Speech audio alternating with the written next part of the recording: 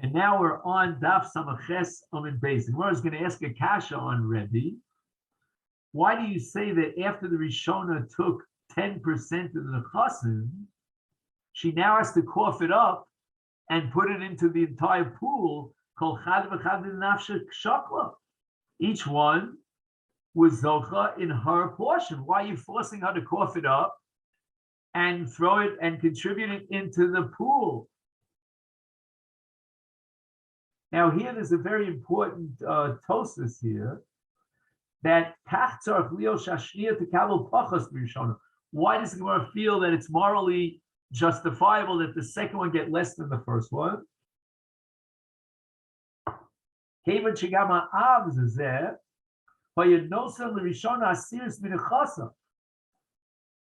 other words, when the father marries off his first daughter, if he would be alive, he would give her 10%. And he wouldn't consider that maybe he should give a less than 10% because he has another daughter to marry off and one after that, etc., etc. The Gemara answers, this is what Rebbe meant. If they all come together and basically they all want to get married at the same time, is therefore each one of them deserves the same amount of money.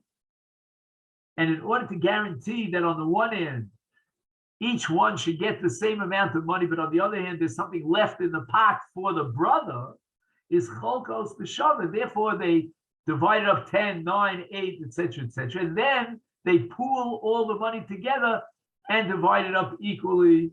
That's because kulam bo loses linosek ya. The Sayele Rav Masna, the Rav Masna, this idea of Rebbe, that chosros the cholkos b'shavah, that supports Rabbi Masna. No, Rabbi Masna is supported by Rebbe. In bo linase kulam kiachas notlos isur echad.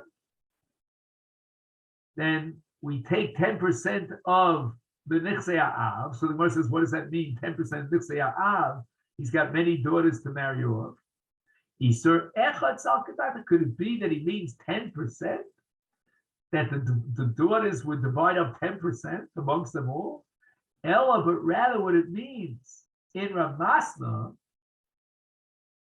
is that if they all come simultaneously to get married, nosos isur ke'echad, each one of them gets her chelek as if they came bozecher zeh, and they get 10, 9, 8, 7, and later on, they will pool it together and they will divide it up equally, and therefore Rebbe is going to support Rabbi Mas.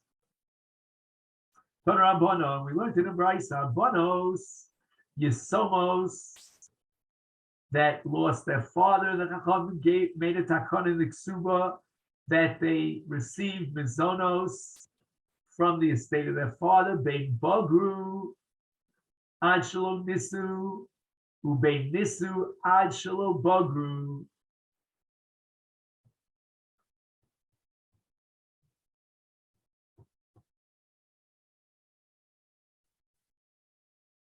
Ibdu Mizonoseyam. You can't read this without the two words Ibdu Mizonoseyam. So this brisa is going to determine at what point in time does a Yisoma lose her rights to mizonos? And this is all based on the Tanai Ksuba.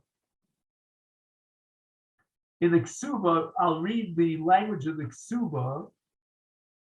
It says, Banin Nukvin, Dievin Lichiminoi, your daughters that you'll have from me, Yon Yasvin Bibesi, they will stay in my house, they will continue to live in my house after I die, and they will be supported by my nechasim, ad ditibagrun, until they become bogros, then they're on their own, no longer they get mizonos. Oh, or alternatively, ad ditilachun liguvrayin, until they get married. So that's what this Bryce is pointing out. There are two situations in which they forfeit their mizonos. Number one is bagru, even if they were not married. Or Nisu Achlo Bagru, if they got married before they become Bogeres. So there are two cutoff points. Ibdu Mizonosayim, either Bagrus or Nisuin. And Nisuin would apply as a cutoff of Mizonos, even if they were still below the age of 12 and a half. Below Ibdu Parnasosam. Okay, now we're talking about Nidunya, not Mizonos, but Nidunya. Right, what we call the Parnosas Habal, that we call it.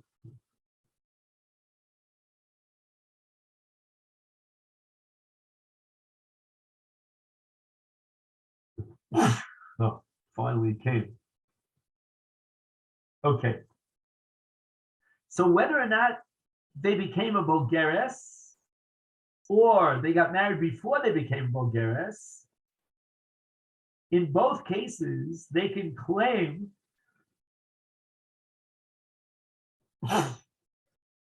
their Nidunya from the brothers, meaning from the Nechasim of the father.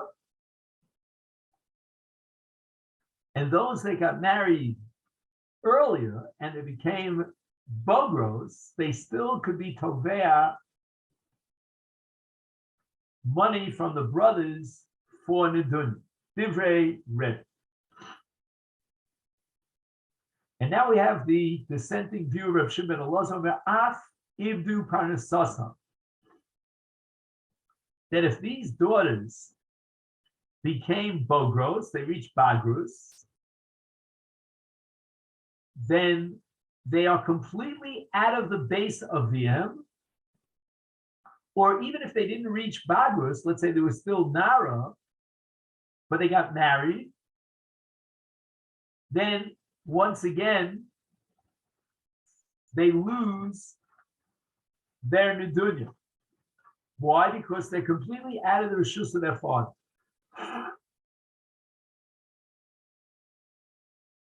They can't come back and sue, put forth a claim against their brothers to receive Parnasa, meaning Nidunya, either because they're already Gedolos or because they got married as a Nara. And this is based, Reb Shimon Elazar, on the principle of Mechila. Kesadein Osos. So what happens to a daughter who's about to become a Bogeres and she wasn't married yet? She's going to lose her Parnasa. Is Sochros Lahem Bailim Umotzian Lahem Parnasosam. I'm not sure if you take this Gemara literally, but the literal translation is that they'll have to offer money to a potential husband in order to entice him to marry them, so that now that extra parnasa they'll get from the brothers. Omar Rav Nachman Amali Huda Hilchasok Rebbe. We pass like Rebbe that the Bogros did not lose their parnasa when they become Bogeres, and if as a Nara they were married off before they become Bagrus, they can still claim parnasa from their brothers. So when we ask Eisvei Rav Nachman, the Mishnah says Yisoma Shehisiata Ima or Chela Midaita, and let's emphasize the word Midaita. Midaita means that she agreed because L'Bimeo Chamishim Zuz, that they wrote an Nidunya, which is less than what she would normally collect, but she agreed to do so. Nevertheless, the Mishnah teaches us that we do not recognize and validate their mechila, but rather they still have rights as a gedola. We have to wait till they become a gedola, and then she can, as a gedola, sue the brothers, and she can collect the nidunya that's magiyala. So the Gemara Rav is now midayik from the language of the Mishnah. Why is it that afterwards, when she becomes a gedola, she could collect her Nidunya from the possessions of her brother. That's the Ketana, because at the time of Nisuin, she was a Ketana. And the Mechila of a Ketana is not valid. Like Shecher Shot V'Kot Laminei Deyaninu. So without Das, the Mechila is not binding. Hagdola, the implication is that if she were Gdola at the time that she got married, even if she was only a Nara and she wasn't yet a Bogeres, Vitra, she was Mocheles on her Nidunya. She can't come back now and sue the brothers for the increment to get that money, which would normally be rightfully hers in the context of Nidunya. So that's against Rav Nachman, who passed like Rav, that even a Bogeres does not lose her Parnasa. From the Tana of our Mishnah, we see that he was so saying like Rav Shimon ben Elazar that a Nara loses her Parnasa. And the answer is lo kasha.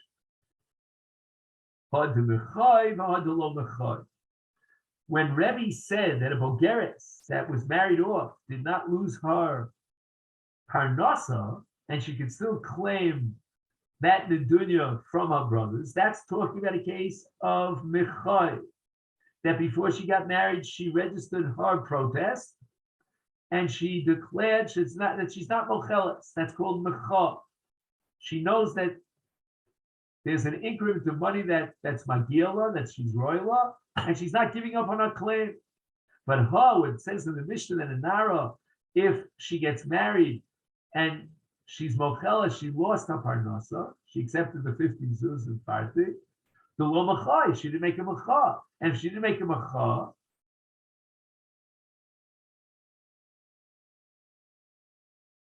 then I guess there's an implicit mechila. He says here shasta. In other words, she's in that middle state. On the one hand, she didn't make a protest. On the other hand, she's not willing to be mocheles. Why? Because she was shosekes.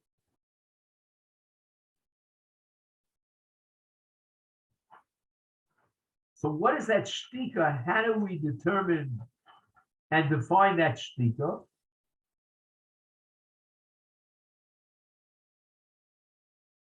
So I think what's happening is that the absence of a mecha is itself a mechila. That's called shtika kodadam. That if a person doesn't object and put forth a protest, then we assume he agrees and accepts the situation, the claim as it is. So when Rebbe says that even after the suin, the Bogeres still has rights to claim that increment, the Nidunya that's real, and that's because she registered her Macha. And when it says in the Mishnah that Nara, who got married, loses her rights to claim Parnasa, that's a case where she was Shosek. And that means she accepted, and since she's a Nara, she's Yotza Mechlal Tano, she has Das, and her Mechila is a valid mechila. And now the Gemara wants to support this distinction. Now it makes sense that in the machlokas between Rebbe and Reb Shimon and Elazar, the Brisa, we're talking about a case where she registered her mecha. Diam came because if I argued from the opposite perspective that there was no mecha in the Brisa, Kasha the Rebbe ad the Rebbe. We have a contradiction between one statement of Rebbe and another. This Sanya, we have a Brisa that says Rebbe Omer, Bas Hanizones Mina Achim. That was the Takonos Chachavim, that the daughter would be supported by her brothers. When she comes to marry, they'll tell us Isa Nechasim for the dunya. And the Gemara's Medaik, Nizones in, She'ena Nizones lo. Only if the Bas is still being supported, it means that she's not a Bogeres, because once she becomes a Bogeres, as we said before, her rights to the zone terminate. She must be the Ketana or perhaps a Nara. And she receives Isur Nechasim when she comes to get married as Nidunya. But She'ena, if she's not being supported by the brothers because she's already a Bogeres, love, she doesn't receive 10%. So you see that according to Rebbe, a Bogeres does not receive 10%. The Brisa said that according to Rebbe, a Bogeres gets 10%. Elav Shmamina, Had B'chai, Had Lo B'chai Shmamina. Amalei Ravina L'Rava, Amal L'Rav Adavar Ava Mishmach. Bagra, a Yisomo became a Bogeres, Eina Tzricha Limchos. If she wants to receive 10% of the Nechasim, when she wants to get married as an Adunya to bring into her husband, she doesn't have to make a Mecha. Even in the absence of Mecha, she does not waive, W-I-A-I-V-E, her rights to 10% of the Nechasim. Nises, if she gets married and she's a Nara, and they wrote in the Ksuba less than 10%, and it's Richa Limchos. She doesn't have to make a Mecha at the time of the Nisuin, and even in the absence of Mecha, she could be Tovea, that Mosar, that increment that's coming to her. But if Bagra, the Nises, if at the time of the Nisuin she was already Bogeres, and then we're going to assume that if she doesn't make a big Mecha about it, then she's Mocheles, Tzricha Limchos.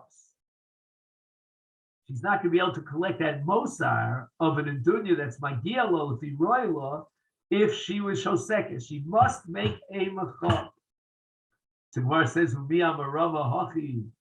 does Rava really hold that if she's a Nara and she gets married, she doesn't have to make a Mecha? For Esvei Rava Rav Nachman? If you recall, Rav had objected to Rav Nachman's psak in the name of Rav Huna, Kirebi, that a Nara that got married does not lose her parnasa. And he asked the question, he raised an objection from the stima of our Mishnah, that the Mishnah says only a Ketana that got married does not lose her parnasa. Bishani Law and Rav Nachman responded to this objection of Rava, and he said, Ha dimachai, ha delomachai. When Rebbe says that she doesn't lose her nedunya, masha magila, that's because the Nara made a macha. But the Mishnah that says that she loses, that's because lo machai, she didn't make a macha. A Nara who didn't make a protest, and she said, and say, well, I deserve more for my parnasa, is in such a case, she loses her rights to collect more. And there's a built-in mechila, an assumption of mechila. Now, at this point, Rava didn't say anything. You know, he didn't reject this explanation of ha b'machai, ha delo machai. So we assume that if Rava didn't object, he accepted this distinction.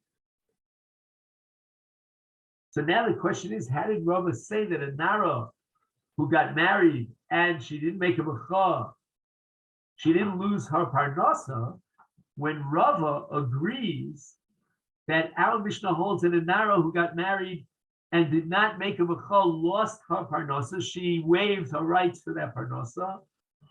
Where it says Lokasha, Hadaka Mitzana Minayu, V'Hada Loka Mitzana Minayu. When Rava said that a Nara, in the absence of Mecha, even though she didn't make a Mecha, she did not forfeit and waive her rights to Parnasa, that's a case of Mitzana, meaning after the Nisuin, she continues to receive Mizonos from her brothers, which is, by the way, a magnanimous gift on their part. And she was Shosekes, and she didn't make a Mecha because she was embarrassed in front of her brothers. I mean, they're offering her out of the goodness of her heart Mizonos, which they're not chayav to do. But it's only out of embarrassment and inhibition that she didn't actually make a Mecha, but there wasn't an implicit Mechila. But when Rav agrees to the Mishnah that a Nara that got married and didn't make a protest, she lost her Parnasa, that's a case of Loka Mitzana Minayu. After the Nisuin, she doesn't continue to eat Mizonos from the Achim, to receive Mizonos from the Achim. And therefore we assume that Hashtika is certainly a proof that she was mochel on the Mosa. Amar Rav Huna, Amar Rebbe, Parnasa, Eina Kitnai Ksuba. The dunya does not have the same status as Mizonos, which is Tnai Ksuba, as we saw in the Mishnah, back on Daf Nun Beis. So the Gemara tries to clarify Rav Huna and his statement in the name of Rebbe, Eina Kitnai Ksuba, what does that mean? If we're going to assume that the intention here in the statement of Rebbe is the ilu parnasa tarfa mimishavdi utnai ksuba lo tarfa mimishavdi.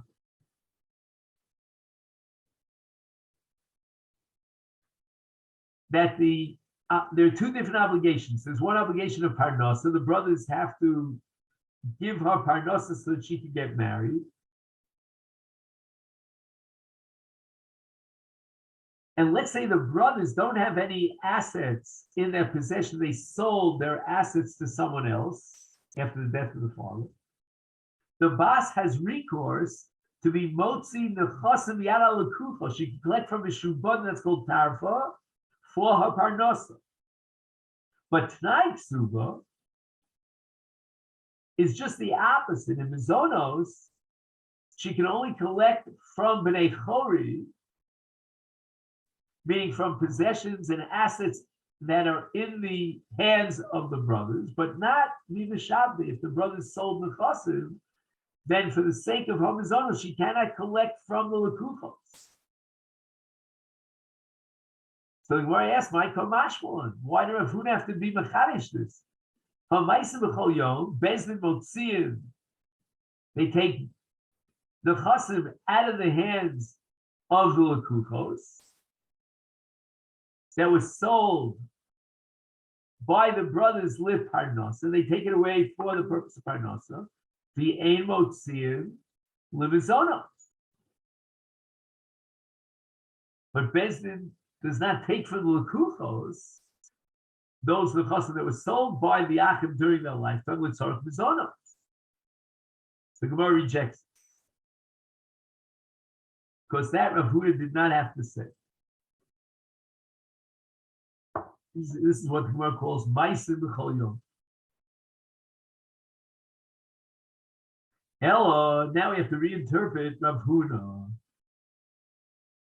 The ilu parnasa gavya nami mivitaltale. In the case of parnasa, the bas has rights to collect even from the taltalin. And tonight, ksuba could only be collected from karka, as we saw in the past.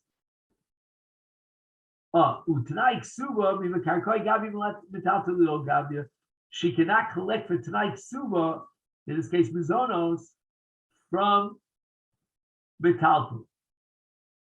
I mean, there may be various exceptions to that rule, but that's the general rule.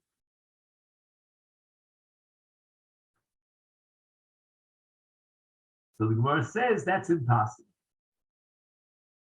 Why? Because the Rebbe, Rav Huna is saying this in the name of Rebbe. Rebbe happens to hold Ida Vehidi, where this Parnosa Mizonos, Migba Gavya, is collectible from metaltal. The sign we looked at the Brisa, Echad Nechasim Sheish Lam Achrayis, that's Karka. The Echad Nechasim Sheish Lam Achrayis, that's metaltal. Motziim Lemozona Isha, Ulabonos, Divrei Rebbe. So we take from the brother in order to support the almana or the banos, the isomos, even from the chasim she'en lehem achrayus, even from the taltul in Divrei Rebbe. So it comes out that according to Rebbe, even the zonos are collectible from the taltul. So how can you make this distinction and say, oh, Parnasa is collectible from the Talmud, but Mizonos is Tanai Ksuba, it's not collectible from the Talmud? Rebbe goes on record as saying, Echad Nechasim, etc., Motziim Lemozon Isha. ulabanos, elamai. So the Gemara now goes back to the drawing board. What was the intention of Rav Huda, the name of Rebbe? Parnasa eno kitnai ksuba. What did he mean with that view, with that formulation? Look at a sanya, like we learned in the Brisa, that distinguishes between Parnasa and Mizonos, which is Tnai Ksuba. HaOmer, a father at the time of his death declared, Al Yizonu B'nosav Minachasim. I don't want the daughters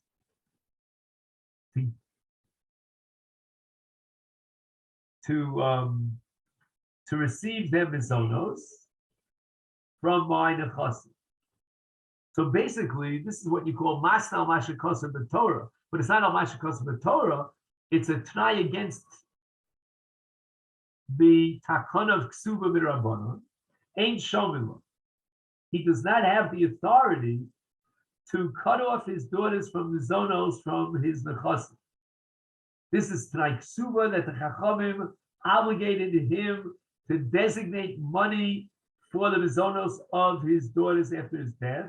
And it doesn't depend upon his will. But Al Yifarnesu B'nosa B'Nechasim, if he makes a declaration, I don't want my daughters to get in the dunya, Shominlo. Shaparnasa Eno Ketnai Ksuba. That Parnasa does not have the status of Tnai Ksuba. It's not a Shibud Bal Karcho. The Chacham assumed the das of an Av is that he wants to give it a dunya for his daughter. But he could reveal, the father could reveal his das, that he doesn't want to give his daughter a dunya, the shomilo, and we accept it. And here's where we'll stop for today on the top of Samach Tes Amud Aleph. Amen. Wish you a great day.